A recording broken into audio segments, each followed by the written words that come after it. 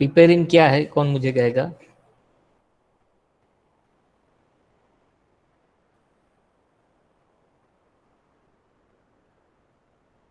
What is piperine?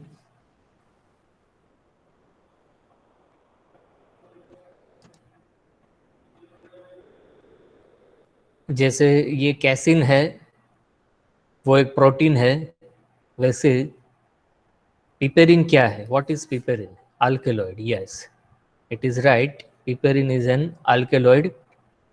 और alkaloid क्या है वो आप सेकंड यूनिट में पढ़ेंगे। So we will start our next practical, that is cinnamaldehyde from cinnamon powder. ये जो हमारा नेक्स्ट प्रैक्टिकल है वो cinnamaldehyde from cinnamon powder, so that we will take today.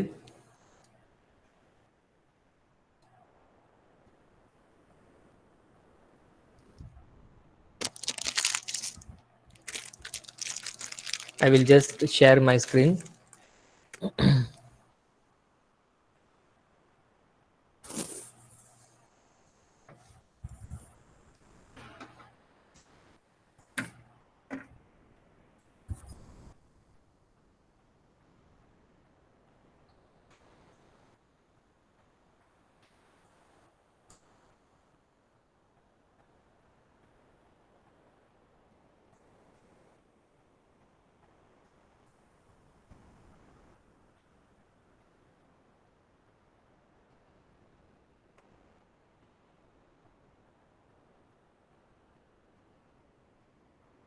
Okay, my screen is visible. Yes, sir. Okay, so this is our today's practical experiment number. I think it is fifth, to extract cinnamaldehyde from cinnamon powder. अच्छा, ये आपने शायद सुना होगा कि सिन्नामोन powder वो क्या है, किसी को मालूम है? What is cinnamon powder? Yes, तज, जो हम किचन में यूज करते हैं, तज, तज का पाउडर, वो इसको सिन्नामोन कहते हैं। सो सिन्नामाल्डिहाइड ये भी आपने शायद सुना होगा। आपने शायद सिन्नेमिक एसिड आपने ऑर्गेनिक सेपरेशन में सेपरेट किया होगा, सिन्नेमिक एसिड। तो सिन्नेमिक एसिड का आल्डिहाइड है, उसको सिन्नेमाल्डिहाइड कहते हैं। So it is isolated from cinnamon powder. तज में, तज की जो स्पेसिफिक स्मेल होती है वो सिन्नेमाल्डिहाइड की वजह से होती है। So we will extract cinnamaldehyde from cinnamon powder today. What are the requirements? Cinnamon bark sticks, आपको मालूम होगा कि ये जो तज है उसकी स्टिक्स आती है, ठीक है, वो लकड़ी होती है। स्टिक मतलब लकड़ी, ये सिन्नामोन मतलब तज जो है उसकी लकड़ी आती है। So cinnamon bark sticks, dichloromethane, that is our solvent, anhydrous sodium sulfate, these are our requirements. Background of cinnamaldehyde, it is a yellowish oil liquid with a sweet taste. उसकी आपको मालूम होगा कि तज का टेस्ट स्वीट होता है लेकिन थोड़ा सा स्पाइसी रहता है, और it is used as a spice. तज जो है वो स्पाइस के तौर पर यूज किया जाता है। एंड सिन्नेमिश ऑर्डर, उसकी स्पेसिफिक स्मेल ही है, उसका नाम ही है cinnamish odour, that is responsible for the characteristic taste and odour of cinnamon spice. मैंने जो आपको कहा कि ये तज जो स्पाइस है, मसाला है, उसकी जो स्मेल होती है that is because of this cinnamaldehyde which is a liquid. It occurs naturally in the bark of cinnamon tree. उसका एक ट्री होता है सिन्नामोन ट्री, उसका नाम है सिन्नामोम जाइलेनिकम, ये इसका नाम है। सिन्नेमोमम जाइलेनिकम, ये इसका नाम है।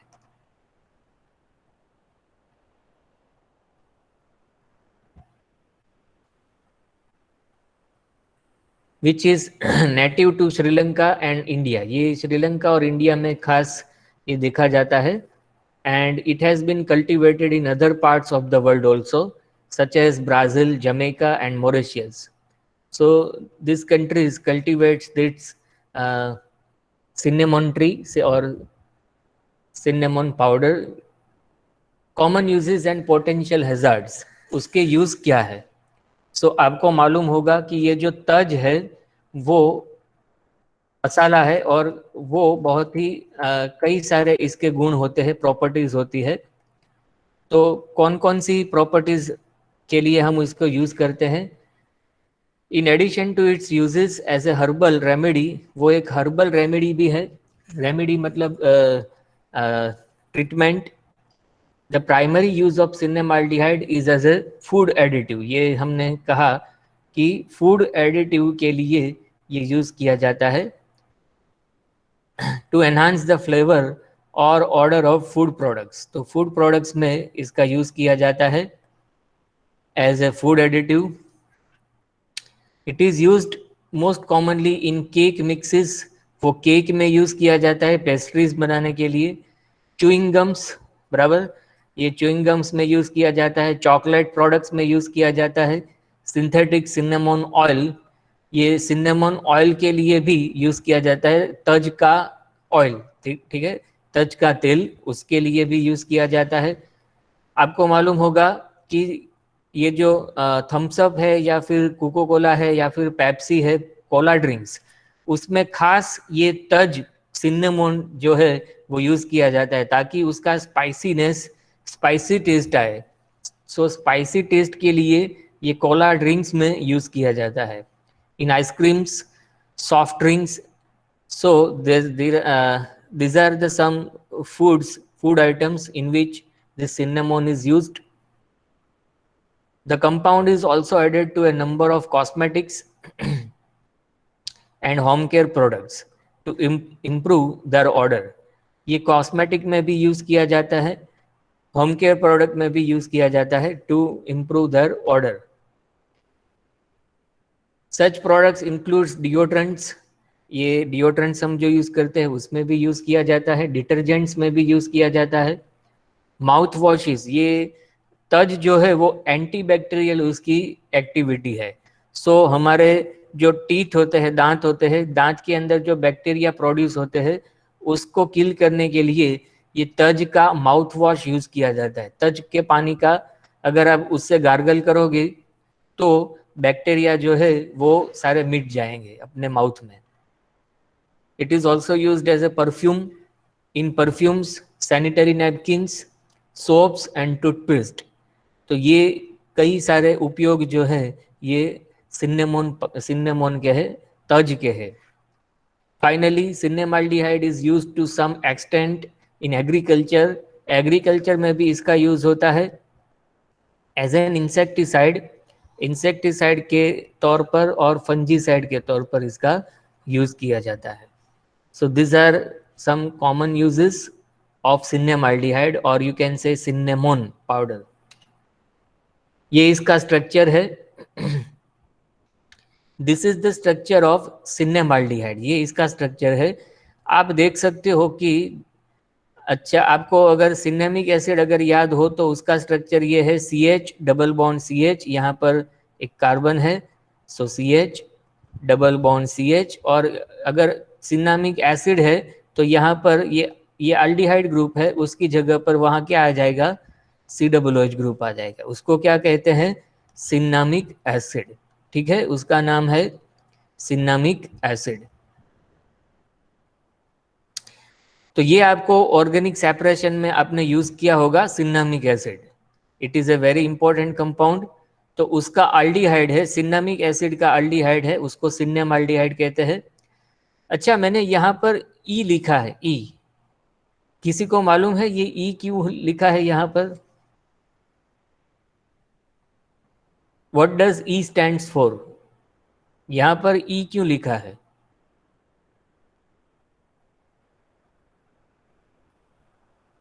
किसी को मालूम है? ये भी इसका दूसरा स्ट्रक्चर है सिनेमाल्डिहाइड का, सेम स्ट्रक्चर है। कोई डिफरेंस नहीं है। CH double bond CH CHO that is aldehyde group, और यहाँ पर फिनाइल रिंग है। तो आपको ये जानना है कि यहाँ पर E क्यों लिखा है, किसी को मालूम है?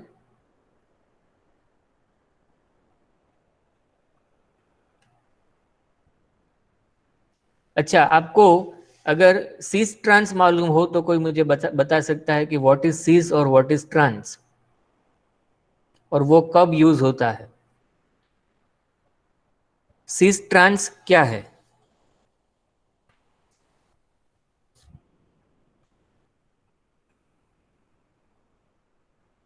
किसी को मालूम है?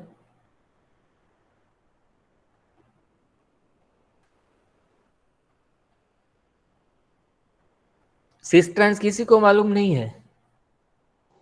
सेम साइड ग्रुप हो तो सीस और ऑपोजिट साइड हो तो ट्रांस। किसकी सेम साइड और किसकी opposite side?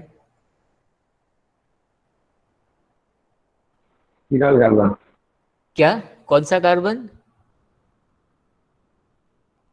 Phenyl phenyl carbon?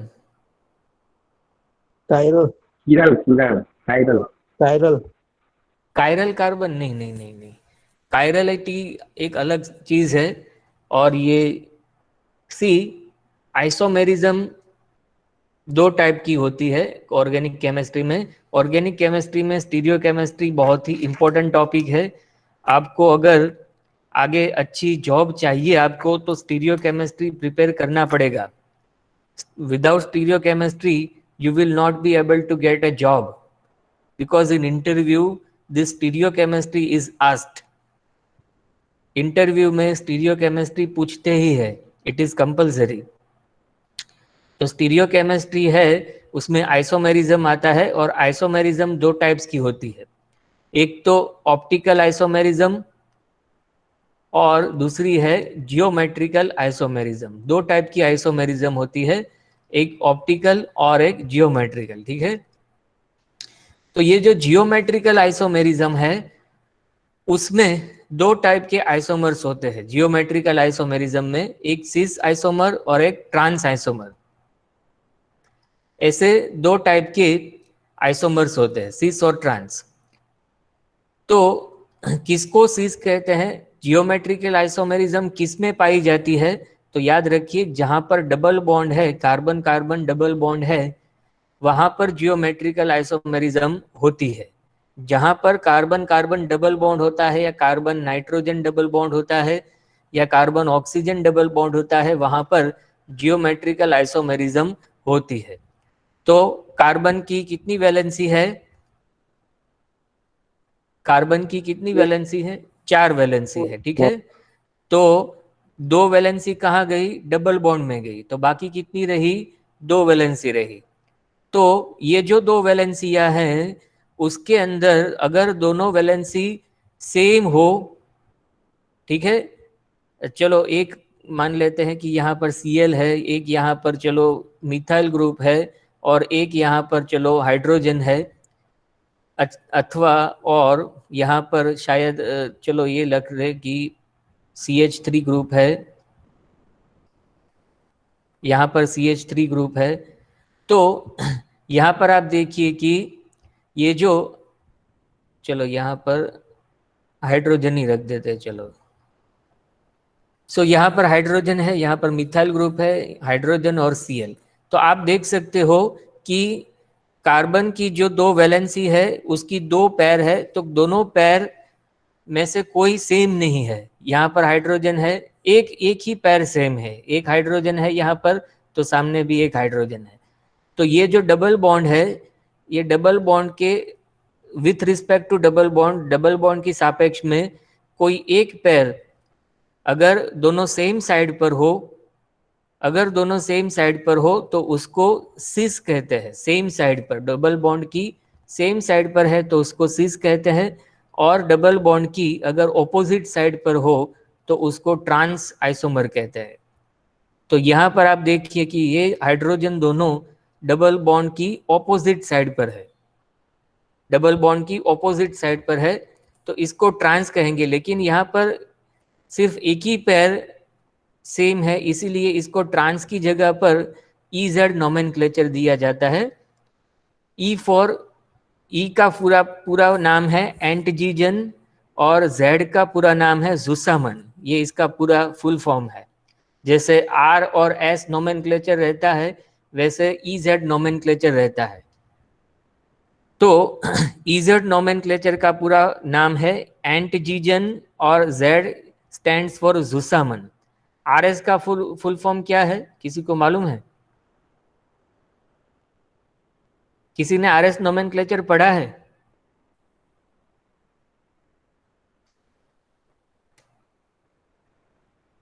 अच्छा, आपको अगर स्टीरियो केमिस्ट्री में इंटरेस्ट होगा, अगर आप कहेंगे तो उसका एक लेक्चर मैं लूँगा अपने फ्री टाइम पर। हम सैटरडे या ऐसे फ्री टाइम पर लेक्चर ले सकते हैं।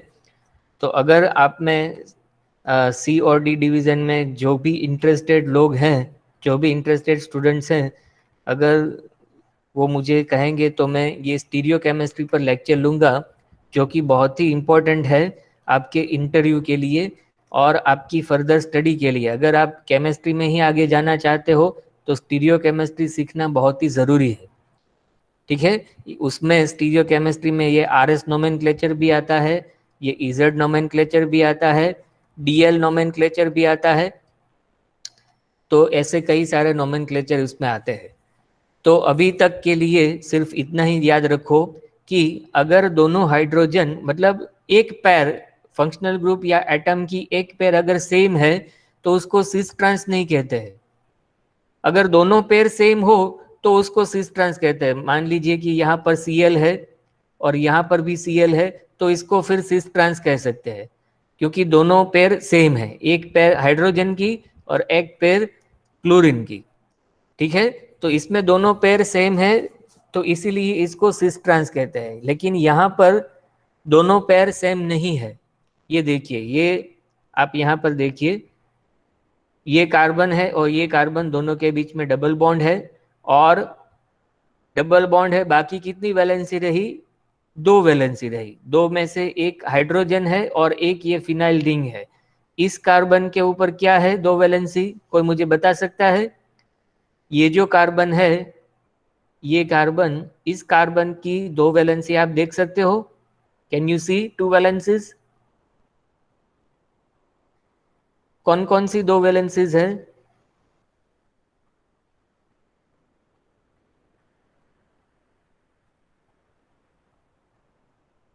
कौन कौन सी 2 वैलेंसी है, कोई बता सकते हैं? दिखाई दे रहा है आपको?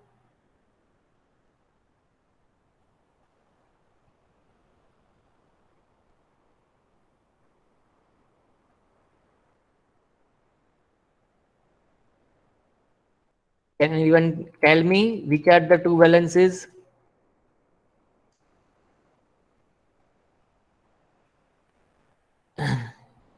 यस हर्ष, आप बता सकते हो कौन सी 2 वैलेंसीज हैं?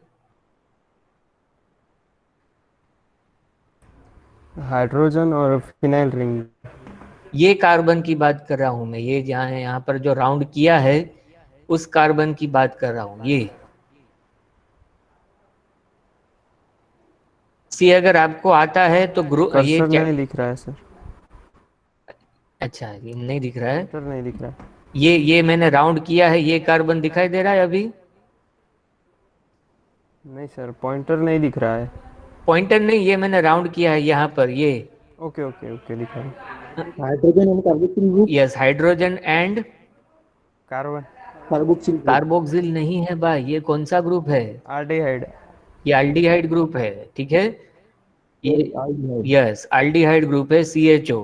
तो ये कार्बन की 2 वैलेंसी क्या है? हाइड्रोजन और एल्डिहाइड। और ये कार्बन की वैलेंसी क्या है?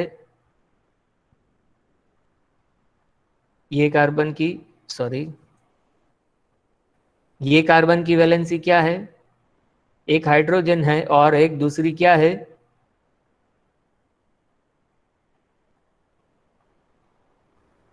एक हाइड्रोजन है और दूसरी बेंजीन, फिनाइल रिंग, ठीक है। बेंजीन उसको नहीं कहेंगे हम, उसको क्या कहेंगे? बेंजीन किसे कहते हैं? C6H6 को। ये क्या है? C6H5, मतलब फिनाइल रिंग है ये। ठीक है, तो आपको दोनों वैलेंसी दिखाई दी दोनों की, तो उसमें एक ही पैर कॉमन है। मैं ये कहना चाह रहा था कि इस कार्बन पर भी हाइड्रोजन है और इस कार्बन पर भी हाइड्रोजन है। So there is only one pair is same. बाकी की एक पैर कैसी है? अलग अलग है। एक के ऊपर एल्डिहाइड ग्रुप है और एक के ऊपर फिनाइल रिंग है। तो आपको क्या नक्की करना है कि जो कार्बन की चार कार्बन के कार्बन कार्बन डबल बॉन्ड है, तो आपके पास चार एटम्स या चार फंक्शनल ग्रुप हो गए। तो उसमें से चलो ये हाइड्रोजन है, तो ये हाइड्रोजन अगर ऑपोजिट साइड पर है तो इसको ई आइसोमर कहते हैं। जो सिस ट्रांस है उसमें सिस को कहते हैं जी, और जो ट्रांस आइसोमर है उसको कहते हैं ई आइसोमर। तो यहाँ पर ये ट्रांस पोजीशन में है हाइड्रोजन, क्योंकि ऑपोजिट साइड पर है, इसीलिए इसको ट्रांस आइसोमर या फिर इसको कहेंगे हम ई आइसोमर, इसीलिए यहाँ पर ई आइसोमर लिखा है। ये ई क्या है? सजेस्ट करता है आइसोमर है। ठीक है, ये उसका नाम है ई isomer. So this is the understanding of this structure. तो आपको समझ में आया ये EZ नोमेनक्लेचर? हम इसका अभी आगे भी रखेंगे थोड़ा, लेकिन अभी के लिए आपको ये समझ में आना चाहिए कि ये कार्बन, फिर से मैं समझाता हूँ, दिस इज कार्बन कार्बन, एक हाइड्रोजन यहाँ है और एक हाइड्रोजन यहाँ है। यहाँ पर क्या है? एल्डिहाइड ग्रुप है, और यहाँ पर क्या है? C6H5 फिनाइल रिंग है। तो ये दोनों हाइड्रोजन कहाँ पर है? ऑपोजिट साइड पर है, इसीलिए ऑपोजिट साइड पर है, इसीलिए इसको ट्रांस कहेंगे। लेकिन यहाँ पर ट्रांस नहीं कहते हैं। क्यों ट्रांस नहीं कहते हैं? क्योंकि सिर्फ एक ही पैर कॉमन है। सिस ट्रांस कब कहेंगे? जब दोनों पैर कॉमन होती है। तो ट्रांस की जगह पर इसको हम क्या कहेंगे? ई आइसोमर कहेंगे। ठीक है, so that is the understanding of this E. अभी आपको मुझे ये कहना है कि इसमें NMR स्पेक्ट्रोस्कोपी में कितने इसके सिग्नल्स आएंगे। ये आपके सामने स्ट्रक्चर है इसका। कि मैं इसका सब कुछ हटा देता हूँ, सब कुछ मैं हटा देता हूँ ताकि आपको इसका स्ट्रक्चर आपको अच्छी तरह से दिखाई दे। आपको मुझे ये कहना है कैलकुलेट करके कि कितने हाइड्रोजन, कितने प्रोटॉन्स या फिर कितने NMR सिग्नल्स इसमें आएंगे।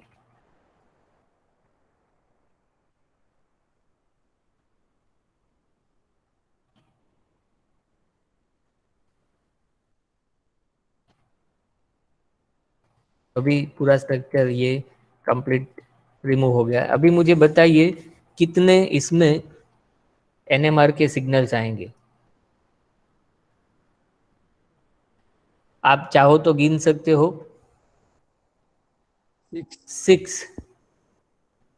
ठीक है, तो ये मैंने यहाँ पर बताया है आपको। ये पहला प्रोटॉन है, इसको नाम दिया है A। अच्छा, ये और ये प्रोटॉन और ये प्रोटॉन दोनों सेम है या अलग है? ये प्रोटॉन सेम पिक देंगे या अलग पिक देंगे? ये B और C नाम जिसको दिया है, B और C, उसका पिक सेम आएगा या अलग आएगा? डिफरेंट। डिफरेंट आएगा। क्यों डिफरेंट आएगा? B और C, ये दोनों अलग अलग एनवायरनमेंट में है इसलिए। यस, दोनों अलग अलग एनवायरनमेंट पर है। ये कार्बन के साथ क्या जुड़ा है? एल्डिहाइड ग्रुप जुड़ा है, और ये कार्बन के साथ फिनाइल रिंग जुड़ी हुई है, इसीलिए दोनों प्रोटॉन अलग अलग है। ठीक है, तो B और C, एक A, तो 3 पीक हुए। अभी आगे जाते हैं हम। ठीक है, अभी ये फिनाइल रिंग के अंदर कितने कितने हाइड्रोजन है? फिनाइल रिंग के कितने हाइड्रोजन हैं? 5। 5 हाइड्रोजन है। तो पांचों के पीक सेम आएंगे या अलग अलग आएंगे?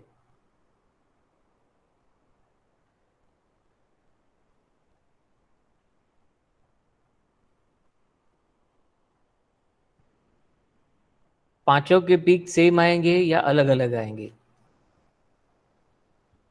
डिफरेंट। डिफरेंट आएंगे, ठीक है। तो कैसे डिफरेंट आएंगे?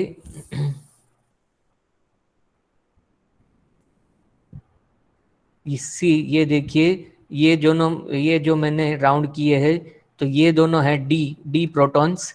तो डी प्रोटॉन जो है उनके पिक सेम आएंगे क्योंकि उनका एनवायरनमेंट सेम है। ये देखिए, ये प्रोटॉन जिस कार्बन के साथ जुड़ा है उसके साथ 2 कार्बन जुड़े हैं, तो ये प्रोटॉन जो है जिस कार्बन के साथ जुड़ा है उसके साथ भी 2 प्रोटॉन जुड़े हैं, ठीक है। सेम वे ये दोनों प्रोटॉन हैं, ई जहाँ पर लिखा है ये प्रोटॉन, तो ये दोनों प्रोटॉन के भी पिक सेम आएंगे और ये प्रोटॉन अकेला रह जाएगा, इसीलिए इसका नाम दिया है एफ। सो टोटल 6 पिक्स आएंगे इसमें, 6 NMR सिग्नल्स। तो ये NMR सिग्नल हमने यहाँ पर बताया है, ठीक है। So this is the NMR signal. अभी इसका इंटरप्रिटेशन हमको सीखना है कि NMR स्पेक्ट्रा कैसे पढ़ा जाता है। तो ये देखिए, पहले तो आपको ये NMR सिग्नल दिख रहा है, इसको आप जूम भी कर सकते हो अपनी स्क्रीन को। अगर आपको नहीं दिखाई दे रहा हो तो आप जूम कर सकते हो। तो यहाँ पर देखिए, आपको ये वैल्यूज दिख रही है, यहाँ पर ये वैल्यूज दिख रही है। हाँ सर। आप जूम कर सकते हो अपना जो ये पिक्चर है इसको जूम कर सकते हो। तो जूम करके आप देखोगे तो यहाँ पर 6.7, 6.72, 74, 76 ऐसी यहाँ पर वैल्यूज दी गई है। अच्छा, ये वैल्यूज क्या है, किसी को मालूम है इसको क्या कहते हैं? ये 6.7, केमिकल शिफ्ट। यस, इसको कहते हैं केमिकल शिफ्ट। Very good. तो केमिकल शिफ्ट्स यहाँ पर दी गई है। तो यहाँ पर देखिए, ये मैंने सबसे जो ज़्यादा डेल्टा पीपीएम है केमिकल शिफ्ट है वो है 9.7, यहाँ पर आपको दिखाई दे रहेंगे 9.7। तो 9.7 डेल्टा पीपीएम आप अगर बुक में सर्च करोगे कि 9.7 डेल्टा पीपीएम पर कौन पिक देता है, किसका हाइड्रोजन पिक देता है, तो आपको बुक में दिखाई देगा कि एल्डिहाइड का जो प्रोटॉन है वो 9.7 पर पिक देता है, 9 to 10 के बीच में। तो ऐसे आप मालूम कर सकते हो कि ये जो 9.7 के ऊपर पीक है वो किसकी वजह से है, because of this aldehydic proton. ये एल्डिहाइडिक प्रोटॉन है, उसकी वजह से ये पीक आ रहा है। तो एल्डिहाइड का एक प्रोटॉन मिला आपको। फिर 7.5 to 7.57 यहाँ पर है 7 पॉइंट, ये पूरा जो है क्लस्टर है ये, इसको एरोमेटिक प्रोटॉन्स कहते हैं। एरोमेटिक प्रोटॉन्स जो है वो 6 to 7 के बीच में या फिर 7 to 8 के बीच में पिक्स देते हैं NMR signal. So this is aromatic proton. और ये इसकी मल्टीप्लिसिटी है। मल्टीप्लिसिटी मतलब क्या कि सिंगलेट जो पीक होता है वो ऐसे पीक होता है, ठीक है। NMR का सिंगल पीक ऐसे होता है। लेकिन अगर ऐसी कोई सिस्टम हो, सपोज ऐसी कोई सिस्टम है, तो ये प्रोटॉन है, इसका सिग्नल बाजू के कार्बन के ऊपर हुए ये प्रोटॉन है उसकी वजह से उसका सिग्नल जो है वो स्प्लिट हो जाता है। बाजू के कार्बन के ऊपर कितने प्रोटॉन्स हैं?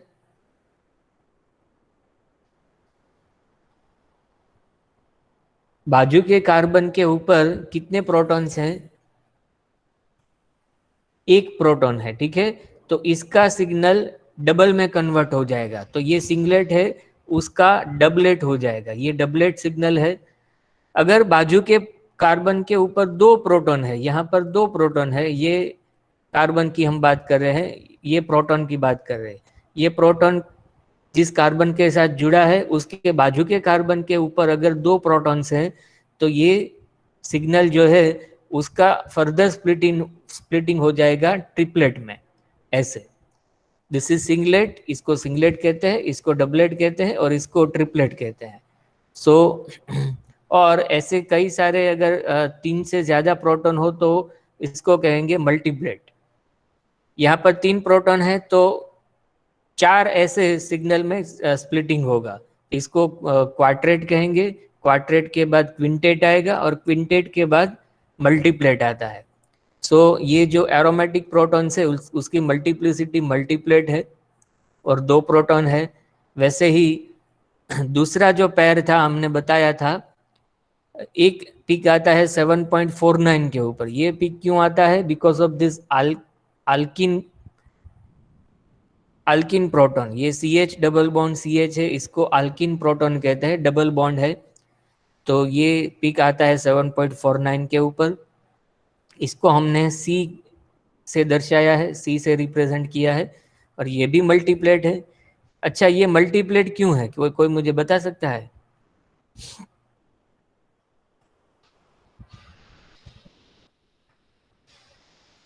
Why it is multiplet?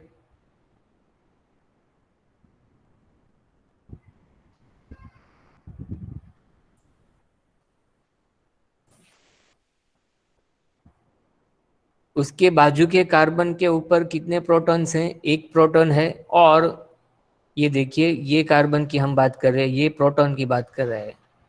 ये मैंने जो राउंड किया उस प्रोटॉन की बात कर रहे हैं, ठीक है, ये प्रोटॉन की। तो इसके बाजू के कार्बन के ऊपर एक यहाँ पर प्रोटॉन है और यहाँ पर भी 2 प्रोटॉन है, इसीलिए टोटल 3 प्रोटॉन हुए। इसीलिए इसका जो सिग्नल है वो मल्टीप्लेट में स्प्लिट होता है। वैसे ही again aromatic carbon aromatic protons आएंगे, वो मैंने कहा कि 7 to 8 के बीच में आता है।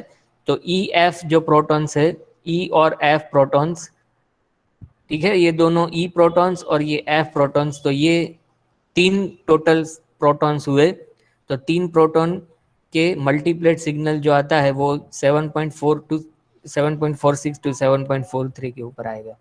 और ये दूसरा जो एल्डिहाइड का एल्डिहाइड के बाजू के कार्बन के ऊपर जो प्रोटॉन है उसका पीक आएगा 6.73 के ऊपर। अच्छा, इसके नीचे यहाँ पर लिखा है मल्टीप्लिसिटी में DD लिखा है, कोई इसका मतलब समझा सकता है? DD क्यों यहाँ पर DD लिखा है? कोई समझा सकता है?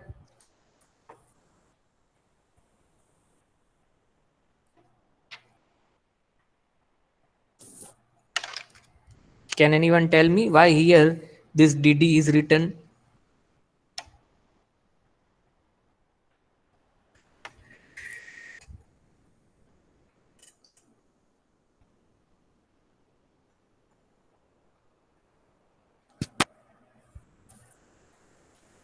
डब्लेट।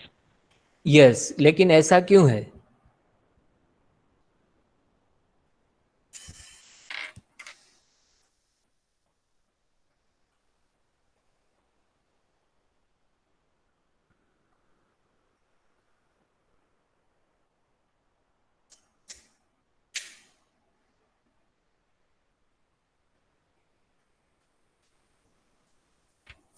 Yes, कोई कह सकता है ऐसा क्यों है?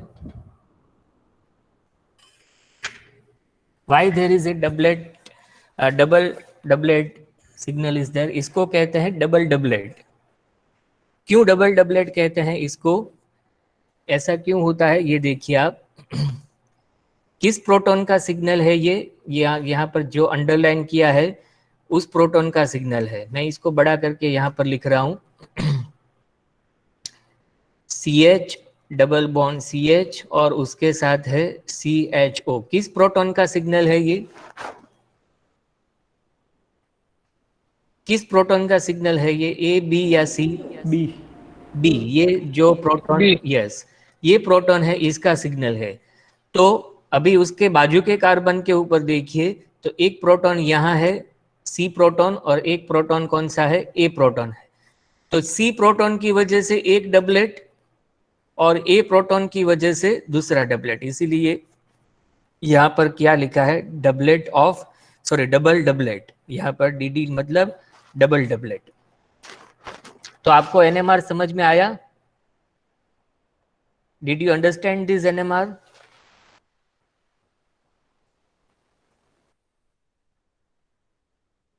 Did you understand this NMR कि क्यों मल्टीप्लिसिटी कैसे होती है और इसको कैसे आप कैसे आप काउंट कर सकते हो? अगर आपको ना समझ में आया हो तो मैं फिर से भी समझा सकता हूँ। या फिर मैंने कहा कि इंटरव्यू के लिए स्टीरियोकेमिस्ट्री तो इम्पोर्टेंट है ही, लेकिन सबसे ज़्यादा ये स्पेक्ट्रोस्कोपी, और उसमें भी खास करके ये एनएमआर स्पेक्ट्रोस्कोपी बहुत ही इम्पोर्टेंट है। तो आपको ये सीखना ही पड़ेगा। स्पेक्ट्रोस्कोपी सीखने से आप भाग नहीं सकोगे, स्पेक्ट्रोस्कोपी आपको सीखनी ही पड़ेगी, ठीक है। खास करके ये एनएमआर स्पेक्ट्रोस्कोपी आपको सीखना पड़ेगा।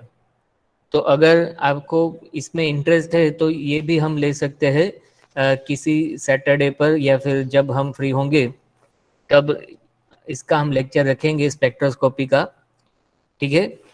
अभी आपको अगर किसी को HPLC सीखना हो, which is a very important equipment in industries, अभी HPLC के बगैर कोई भी इंडस्ट्री में काम नहीं होता है।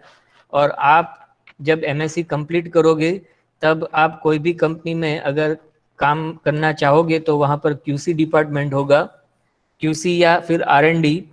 तो QC R&D में ये HPLC जो है वो बहुत ही आपको काम आएगा अगर आपने सीखा हो तो उसके ऊपर एक वेबिनार है, ये हमने ग्रुप में लिंक मैंने भेजी है, तो उस लिंक पर आप क्लिक करके उसमें रजिस्ट्रेशन कर सकते हो और ये वेबिनार अटेंड कर सकते हो। It is a free of cost, उसकी कोई कॉस्ट नहीं है, कोई आपको चार्जेस नहीं है।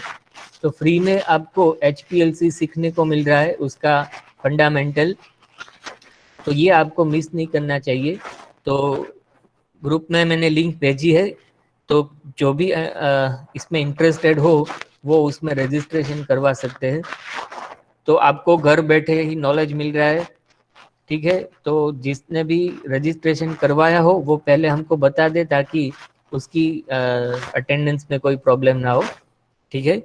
तो आप इसका एडवांटेज ले सकते हैं। So this is the about NMR spectroscopy of cinnamaldehyde. Now we will move to procedure. कैसे इसका एक्सट्रैक्शन किया जाता है, इसकी प्रोसीजर बहुत ही सिंपल है।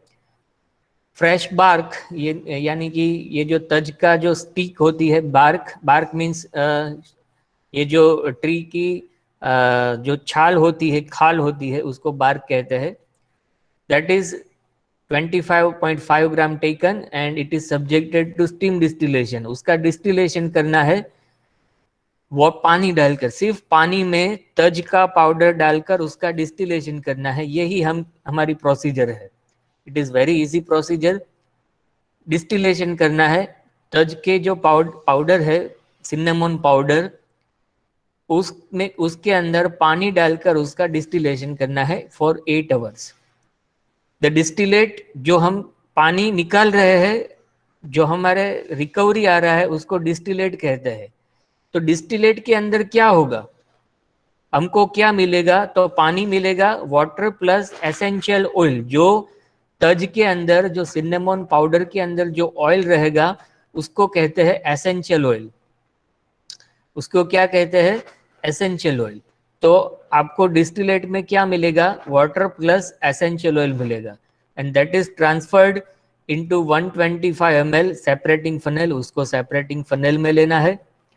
और अभी हमको क्या करना है कि आपको डिस्टिलेट में क्या मिला? आपको डिस्टिलेट में क्या मिला? Water plus essential oil. तो उसमें से मुझे एसेंशियल ऑयल निकाल लेना है। तो एसेंशियल ऑयल जो है एसेंशियल ऑयल जो है वो ऑर्गेनिक है। तो ऑर्गेनिक ऑयल को निकालने के लिए आपको उसमें ऑर्गेनिक सॉल्वेंट डालना पड़ता है। तो ऑर्गेनिक सॉल्वेंट कौन सा लिया है? CH2Cl2। CH2Cl2 का नाम क्या है? किसी को मालूम है? What is the name of CH2Cl2? Dichloromethane. हमने आगे, यस वेरी गुड, हमने आगे भी यूज किया है डाइक्लोरोमीथेन। इसका शॉर्ट फॉर्म है DCM, ठीक है।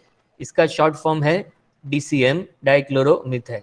सो 8 ml dichloromethane is taken in separating funnel और which was then capped tightly and shaken vigorously with occasional venting। venting मतलब जो वाल्व होता है वो वाल्व ओकेजनली उसको ओपन करके प्रेशर जो है वो रिलीज किया जाता है। कोई भी ऑर्गेनिक सॉल्वेंट का उसका वेपर प्रेशर होता है, तो वेपर प्रेशर की वजह से अगर आप उसको रिलीज नहीं करोगे तो जो आपने उसके ऊपर जो कॉक लगाया है, जो कैप लगाई है, वो कैप प्रेशर से निकल जाएगा और आपके आंख के ऊपर भी लग सकता है, आपको लग सकता है वो कैप। तो ये ऐसा ना हो, इसलिए आपको बार बार प्रेशर जो है वो रिलीज करना पड़ता है। ऑर्गेनिक सॉल्वेंट का वेपर प्रेशर रहता है और वो बहुत ही हाई रहता है। फॉर एग्जांपल अगर मैं आपको बोलूं कि कोई भी ऑर्गेनिक सॉल्वेंट आप ले लो, एसीटोन है या फिर कोई भी पेट्रोल भी आप ले सकते हो, तो उसको अगर आप टेस्ट ट्यूब के अंदर आप उसको शेक करोगे टेस्ट ट्यूब में लेकर, तो आपको अगर जैसे ही आप अपनी फिंगर जो है वो टेस्ट ट्यूब से हटाओगे, टेस्ट ट्यूब के ऊपर रखोगे, तो आपको वेपर प्रेशर उसका मालूम पड़ेगा, वो आपके ऊपर प्रेशर करेगी जो ऑर्गेनिक सॉल्वेंट है। तो उसको निकालने के लिए बार बार आपको वेंटिंग करना पड़ेगा। वेंटिंग मतलब वाल्व को ओपन करना, ठीक है, वेंट कर मतलब रिलीज करना। सो सेपरेटिंग फनेल में क्या करते हैं हम, लेयर सेपरेट करते हैं, ऑर्गेनिक और aqueous layer, it is layers were separated and the lower layer, जो नीचे का लेयर होगा लोअर लेयर, वो कौन सा होगा, ऑर्गेनिक लेयर होगा, जो भारी है, जो जिसकी डेंसिटी ज़्यादा होगी वो नीचे होगा। तो पानी और मिथिलीन डाइक्लोराइड या फिर DCM डाइक्लोरोमीथेन, उसमें इसकी डेंसिटी ज़्यादा है, इसीलिए वो नीचे होगा, that is in the lower layer. तो इसको हमको निकाल लेना है। एक्वियस लेयर हमको नहीं चाहिए, ठीक है, हमको क्या चाहिए, ऑर्गेनिक लेयर।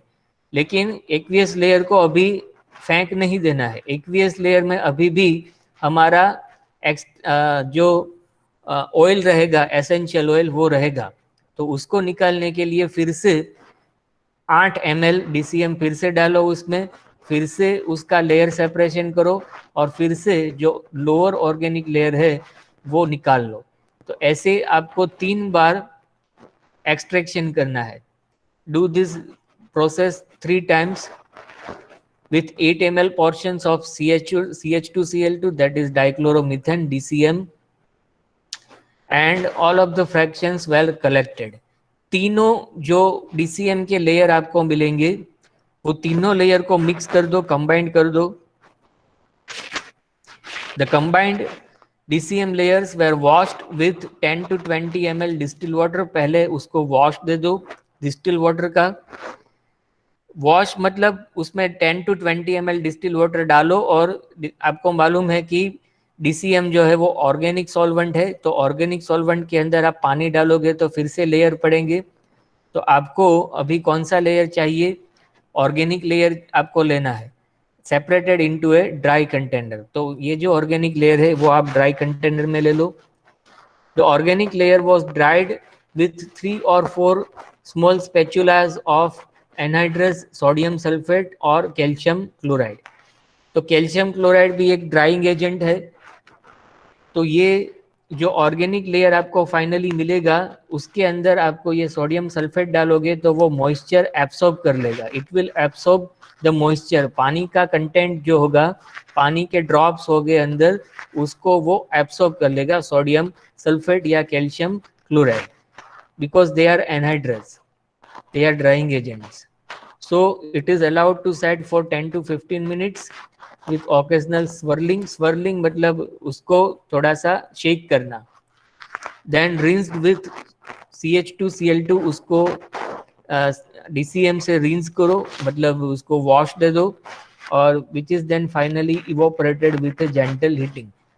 तो ये मॉइस्चर रिमूव करने के बाद आपको ये जो CH2Cl2 है, दैट इज DCM डाइक्लोरोमीथेन, उसको इवोपरेट कर देना है।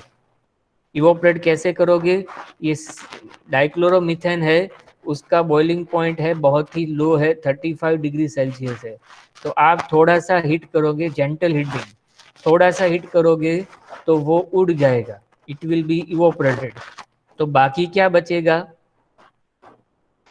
बाकी क्या बचेगा, सिनेमोन पाउडर के अंदर क्या है, उसका एसेंशियल ऑयल क्या है, सिन्नेमाल्डिहाइड है। तो बाकी आपको क्या बचेगा, सिन्नेमाल्डिहाइड बचेगा, ठीक है।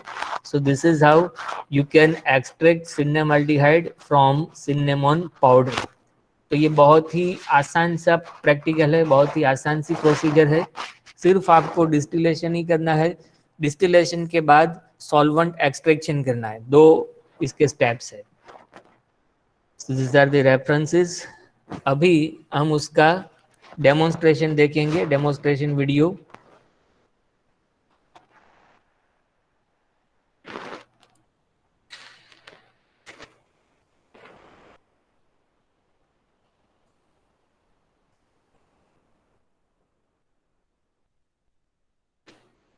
Just wait for 1 minute.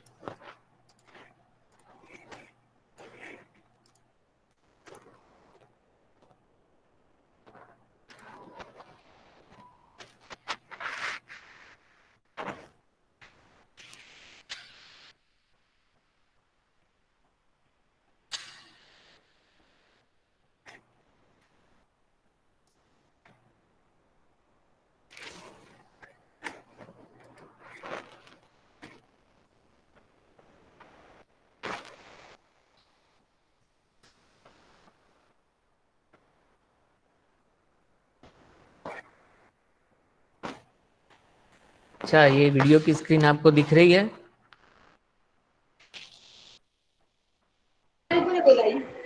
Can you see the? नहीं सर, नहीं नहीं दिख दिख रही है? रही। आप ओके, दिख रही, आप दिख रही। दिख रही है सर। ये दिखाई दे रहा है यूट्यूब का वीडियो? हाँ हाँ, दिखाई दे रहा है। Sir Yes, sir. Okay,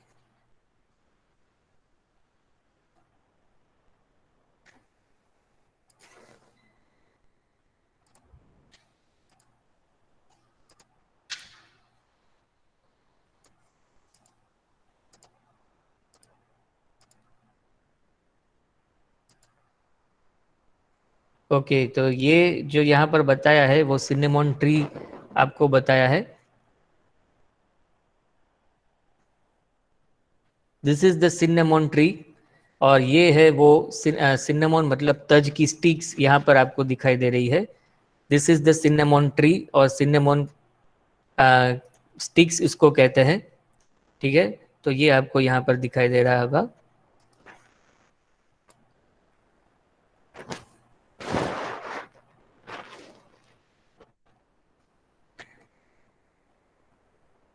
this is the structure of cinnamaldehyde. ये हमने ऑलरेडी इसके ऊपर बहुत ही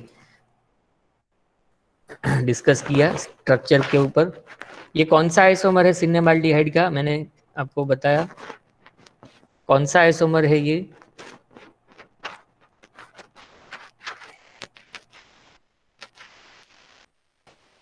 विच isomer is this? E isomer है, yes. Okay, so this is the E isomer. अभी इसको कैसे इसका एक्सट्रैक्शन करते हैं वो देखेंगे।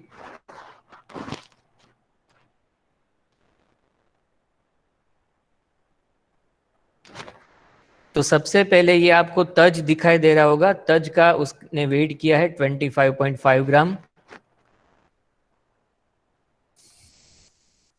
इस वीडियो में इसकी एप्लीकेशन भी बताई है, you can see in cosmetics and in as a spice that is used. तो ये इसने वेट किया है, वेट करने के बाद इसको ग्राइंड किया है। ये देखिए, crush the cinnamon sticks into smaller pieces. Smaller pieces में इसका क्रश कर लो।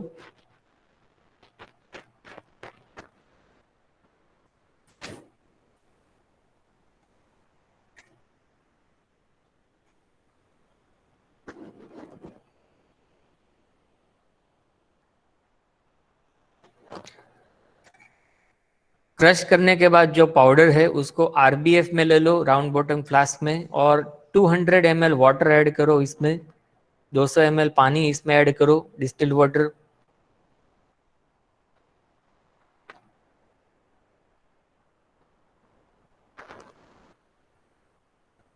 तो ये पाउडर ले लिया। सिनेमन पाउडर, उसके अंदर पानी ऐड करेंगे।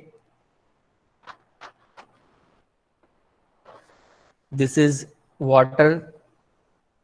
सिंपल डिस्टिलेशन आपको करना है, ये बहुत ही इजी प्रोसीजर है।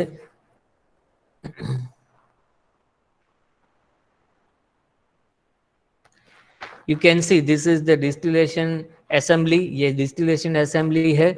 यहाँ पर आपको रिकवरी मिलेगी, ये जो एंड पार्ट है यहाँ पर आपको रिकवरी मिलेगी।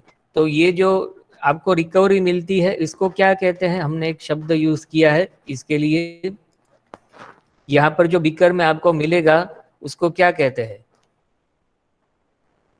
डिस्टिलेट। डिस्टिलेट।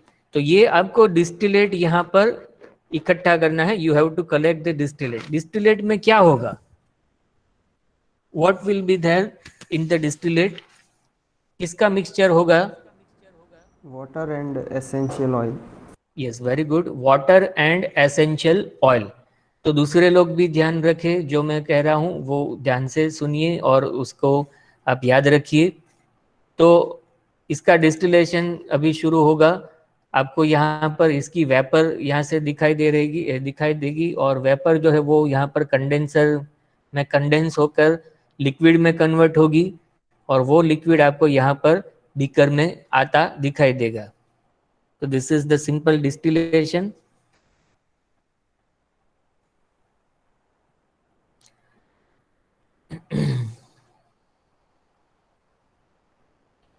तो पानी अपने साथ जो सिनेमन पाउडर है उसके अंदर रहा हुआ जो ऑयल है, तेल है, दैट मीन्स सिनेमाल्डिहाइड, वो अपने साथ लेकर आएगा।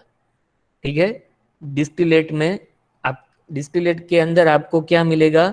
पानी प्लस एसेंशियल ऑयल।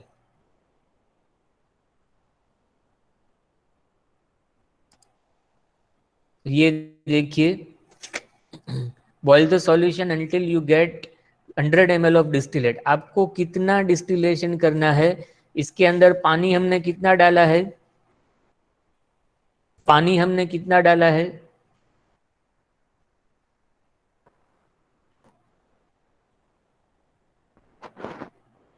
200 ml। हम 200 ml।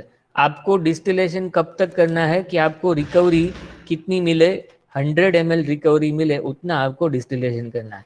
You can see now this solution is begin to, ये देखिए आपको रिकवरी मिलने लगी है, डिस्टिलेट आपको मिलने लगा है और ये बॉईल होने लगा है। ठीक है, ये बॉईल स्टार्ट हुआ। क्या क्या डाला है इसके अंदर? हमने सिनेमन पाउडर और पानी, सिर्फ दो ही चीज़ें डाली है। ये देखिए आपको वो इसके ड्रॉप्स जो है वो पड़ना दिखाई, आपको ड्रॉप्स दिखाई दे रहे होंगे। तो ऐसे डिस्टिलेशन होता है और ऐसे आपको ये प्रोसेस पूरी करनी है। सो कितना हमको रिकवरी चाहिए? इस बीकर में कितनी रिकवरी चाहिए?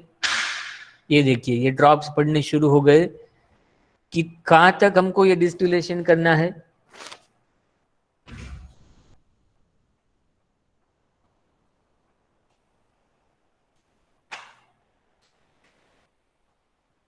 अगर पानी वहाँ पर कम हो जाए तो आप ज़्यादा 100 ml पानी भी डाल सकते हो। Add another 100 ml water and obtain 100 ml of distillate.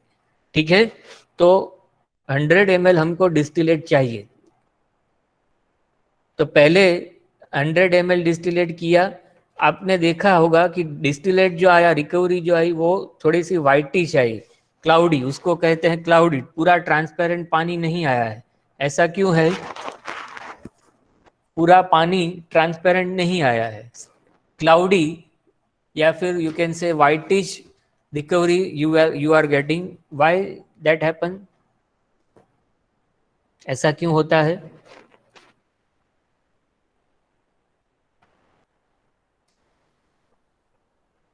क्योंकि उसके अंदर ऑयल जो है वो मिक्स रहता है, एसेंशियल ऑयल। इसकी वजह से ये आपको जो रिकवरी मिल रही है वो वाइटिश मिल रही है, क्लाउडी मिल रही है। तो अभी हम आगे जाएंगे। इसमें थोड़ा 100 ml पानी और डाला, तो उसकी वजह से आपको रिकवरी ज़्यादा मिलेगी।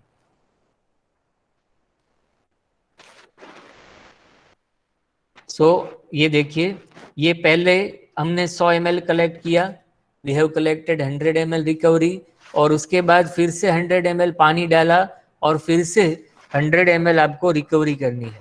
पहले 100 ml और दूसरे 100 ml में आपको डिफरेंस दिखाई दे रहा होगा। क्या डिफरेंस है दोनों में? ये दोनों बीकर में क्या डिफरेंस है? पहले में एसेंशियल ऑयल ज्यादा था। यस, पहले जो है वो आपको दिखाई दे रहा होगा कि थोड़ा क्लाउडी है और ये दूसरा थोड़ा सा ट्रांसपेरेंट है। तो बिकॉज इसमें एसेंशियल ऑयल का प्रमाण ज़्यादा है और यहाँ पर एसेंशियल ऑयल जो है वो कम है, तो इसीलिए ये थोड़ा सा ट्रांसपेरेंट है। So this is the first extraction और दिस इज सेकंड एक्सट्रैक्शन। दोनों को मिला देना है आपको, दोनों को कंबाइन करके किस में लेना है? This is the separating funnel. ये सेपरेटिंग फनल है। Mix the distillates in A separating funnel. तो ये आपका छठा स्टेप है।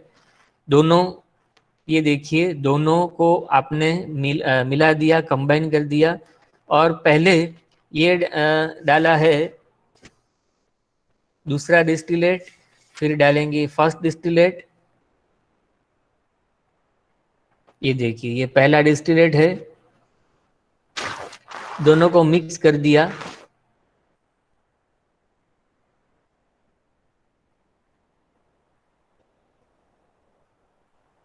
और अभी इसमें क्या डालना है? इसके अंदर से हमको ऑयल जो है वो एक्सट्रैक्ट कर लेना है। तो हमको क्या डालना है अभी हमको इसमें क्या डालना है? What is added here? DCM, 60 ml DCM dichloromethane. वो क्या है? ऑर्गेनिक सॉल्वेंट है। और हमारा सिनेमाल्डिहाइड भी क्या है? ऑर्गेनिक है, ऑर्गेनिक कंपाउंड है। तो ऑर्गेनिक कंपाउंड ऑर्गेनिक सॉल्वेंट में डिसॉल्व हो जाता है। तो आप देख सकते हो कि इसमें क्या डालना है? DCM डाइक्लोरोमीथेन इसमें डालना है 60 ml। ठीक है।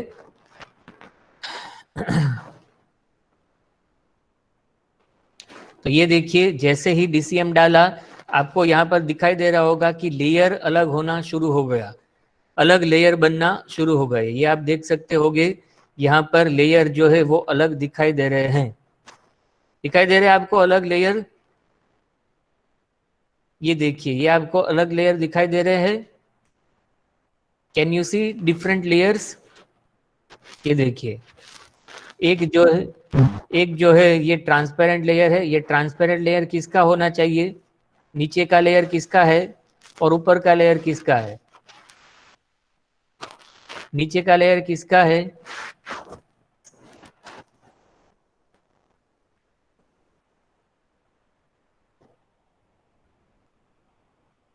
ये लेयर जो है ये किसका लेयर है? Transparent layer. ये पानी का। यस, नहीं नहीं नहीं नहीं नहीं, ये जो लेयर है ये DCM का है, जो ट्रांसपेरेंट है, ऑर्गेनिक सॉल्वेंट है। ऊपर का लेयर है वो एक्वियस लेयर है। ठीक है, उसमें अभी हमारा ऑयल है। ठीक है, तो ये ऑयल है, दैट इज सॉरी, ये एक्वियस लेयर है ऊपर का, और नीचे का ऑर्गेनिक लेयर है। तो अभी उसको थोड़ा सा अलाउ करो सेपरेट होने के लिए, सेपरेट होने के लिए उसको टाइम दो, स्टेडी रखो। ये इसको कहते हैं वेंटिंग। ये जो वाल्व ओपन किया है इसको कहते हैं वेंटिंग। वाल्व ओपन करते ही नीचे का लेयर जो है वो बीकर में आ जाएगा। ये देखिए, ये देखिए, gather the DCM in a beaker.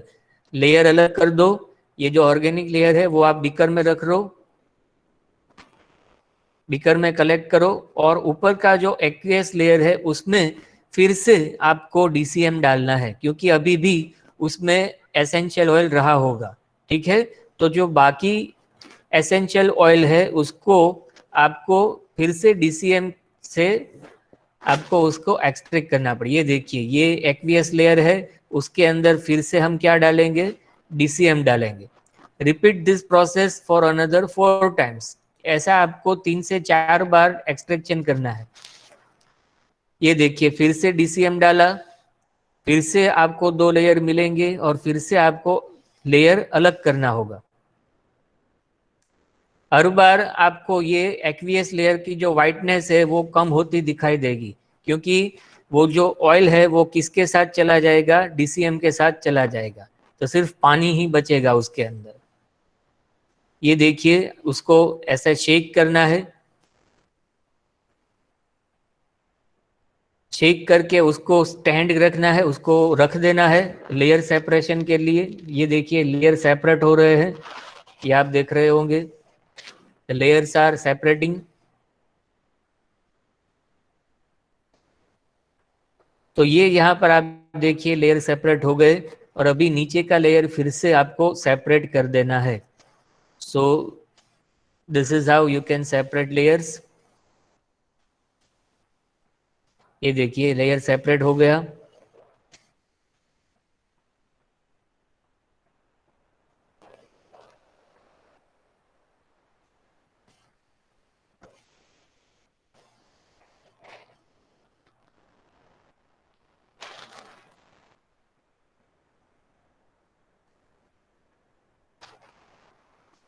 अभी फिर से ये एक्वियस लेयर में हमको क्या डालना है, डीसीएम डालना है, ठीक है। तो ऐसे हमने 3 बार जो एक्सट्रैक्शन किया है, वो तीनों का जो ऑर्गेनिक लेयर हमको मिला है, वो तीनों ऑर्गेनिक लेयर को आपको मिला देना है, ठीक है। Combine all the 3 organic layers. Now prepare a saturated solution of NaCl in 50 ml of water. Saturated solution कैसे बनाएंगे हम 50 ml वाटर में, किसी को मालूम है? Saturated solution कैसे बनाएंगे NaCl का?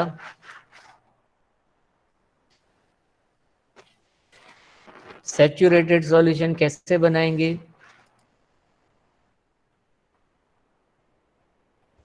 कोई कह सकता है?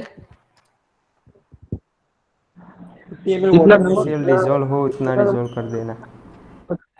यस, सैचुरेटेड मतलब उसकी जितनी कैपेसिटी हो उतना उसमें डिजोल्व कर दो NaCl। तो पानी लो 50 ml, उसमें NaCl डालो, उसको डिजोल्व करो, फिर से NaCl डालो, डिजोल्व करो, फिर से NaCl डालो, डिजोल्व करो। ऐसा कब तक डालना है आपको NaCl? जब तक डिजोल्व करने की उसकी कैपेसिटी खत्म ना हो जाए, ठीक है। NaCl जब आपको इनसॉल्युबल रहने लगे, ठीक है, जब NaCl इनसॉल्युबल रहे पानी में, तब तक उसको डिसोल्व करना है। इसको कहते हैं सैचुरेटेड सॉल्यूशन। तो ये इन्होंने सैचुरेटेड सॉल्यूशन बनाया है NaCl का। तो ये जो ऑर्गेनिक लेयर था DCM का, उसके अंदर ये NaCl सॉल्यूशन डालना है, ठीक है। एक्वियस लेयर को उसने फेंक दिया है जो एक्सट्रैक्शन खत्म होने के बाद। बीकर के अंदर, ये जो बीकर जिसमें आप ये लेयर एक्सट्रैक्ट सेपरेट करोगे, उस बीकर के अंदर कैल्शियम क्लोराइड या फिर सोडियम सल्फेट आप डाल दो। Calcium chloride is added into the beaker in which the layer is collected. जिसके अंदर आपको लेयर कलेक्ट करना है, ऑर्गेनिक लेयर, उसके अंदर ये कैल्शियम क्लोराइड डाला है। और अभी ये ऑर्गेनिक लेयर DCM लेयर के अंदर ये देखिए ये NaCl सॉल्यूशन डाल दिया। तो आप देख रहे होंगे कि 2 लेयर पड़े हैं, दिखाई दे रहे हैं आपको 2 लेयर्स? आपको 2 लेयर्स दिखाई दे रहे होंगे। नीचे का लेयर है वो कौन सा है और ऊपर का लेयर कौन सा है? कोई बता सकता है? नीचे का लेयर कौन सा है और ऊपर का कौन सा है? कोई बता सकता है?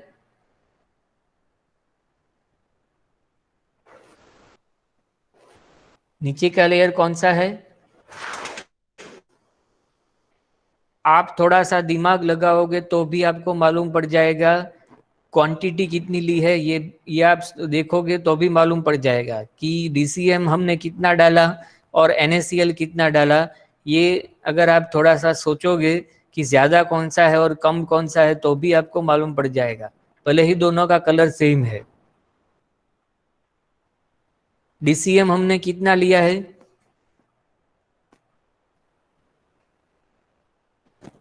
DCM कितना लिया हमने एक्सट्रैक्शन करने के लिए? कितनी बार एक्सट्रैक्शन किया हमने? How many times we have extracted चलो बोलो कितनी बार एक्सट्रैक्शन किया हमने? 3 3 बार। यस, तो 3 बार कितना ml हमने लिया? तीनों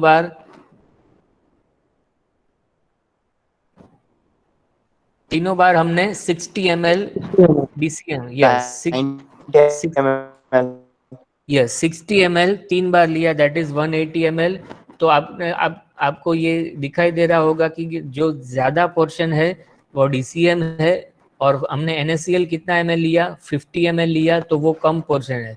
तो ऊपर का जो लेयर है वो NaCl का लेयर है, और नीचे का लेयर है वो DCM लेयर है, ऑर्गेनिक लेयर है। तो ये आप देख रहे होंगे कि DCM लेयर को हमने अलग कर लिया। ये देखिए, ये DCM लेयर है। ये देखिए, ये नीचे जो आया वो NaCl का लेयर आपको दिखाई दे रहा होगा, अलग लेयर।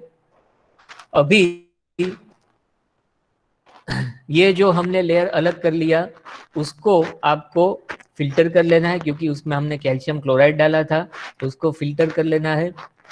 फिल्टर करने के बाद हमको अभी क्या काम है? फिल्ट्रेट का काम है। फिल्ट्रेट को आपको सिर्फ डिस्टिल आउट कर देना है, या फिर ये जो सॉल्वेंट है उसको आपको इवोपरेट कर देना है, ताकि हमको सिन्नेमाल्डिहाइड मिल जाए।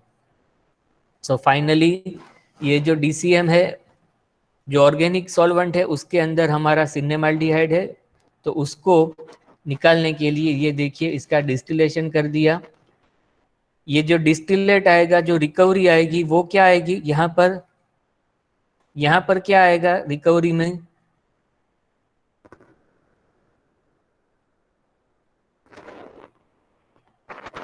ये देखिए, आपको रिकवरी यहाँ पर मिल रही है। ये क्या आता होगा?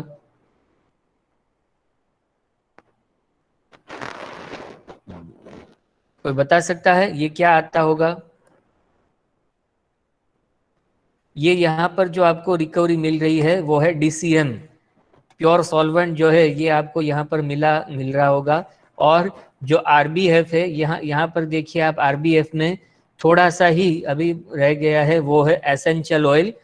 ठीक है, जो एसेंशियल ऑयल जो ऑर्गेनिक लेयर के अंदर डिसॉल्व था DCM के अंदर, वो अभी यहाँ पर RBF में रह जाएगा।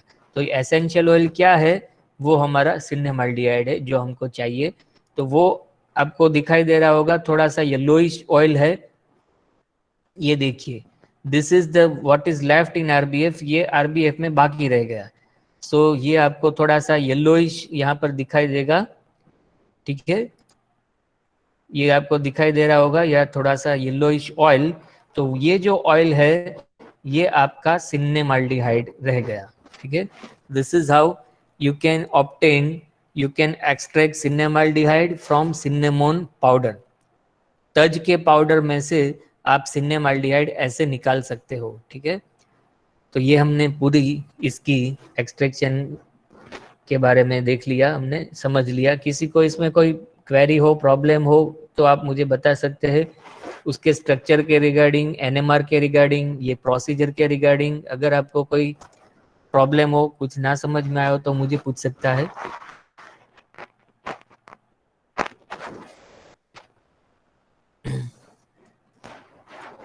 सो this is the सिन्नेमाल्डिहाइड they have got. लेकिन ये इतना सारा नहीं मिलता है। ये इन्होंने अगर ज़्यादा अमाउंट में लिया होगा सिन्नेमोन पाउडर, तो ही ये इतना सारा मिलता है। हमको सिर्फ आधा ml, दैट इज़ 0.5 ml, या फिर हार्डली 1 ml हमको सिन्नेमाल्डिहाइड मिलता है। अगर आप इसको किलोग्राम में लेते हो तो ही ये इतना सारा मिलेगा। हमने ग्राम में लिया है, इसीलिए हमको सिर्फ ml में मिलेगा, आइदर 0.5 ml टू 1 ml। तो इतना सिन्नेमाल्डिहाइड हमको तज में से, सिनेमन पाउडर में से मिलता है। ठीक है, so this is all about this practical. ये प्रैक्टिकल की प्रोसीजर आप यहाँ पर देख सकते हो। दूसरी भी मैंने लिंक उसमें लिखी है, तो दोनों लिंक्स आप देख सकते हो। तो दोनों वीडियो आप देख सकते हो, और उसमें क्या डिफरेंस है वो आप ऑब्जर्व कर सकते हो। सो this is all for today. अगर आपको कोई क्वेश्चन हो, क्वेरी हो, तो आप पूछ सकते हो।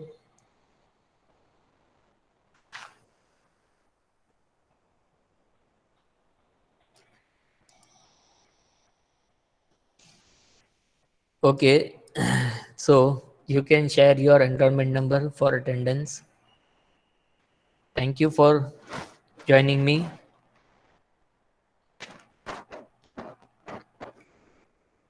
I will create assignment in Google Classroom for this practical, and I will upload this PDF in my blog so that you can write and upload on Classroom.